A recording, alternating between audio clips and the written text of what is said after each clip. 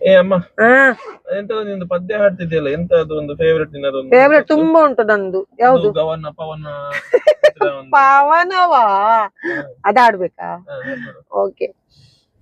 ಎಲ್ಲದಿಲೆ ಪವನ ಕೇಳೋ ನಿಮ್ಮವ್ನ, ನಿನ್ನುಡುಗಿ ಓಡೋಗ್ಯಾಳ.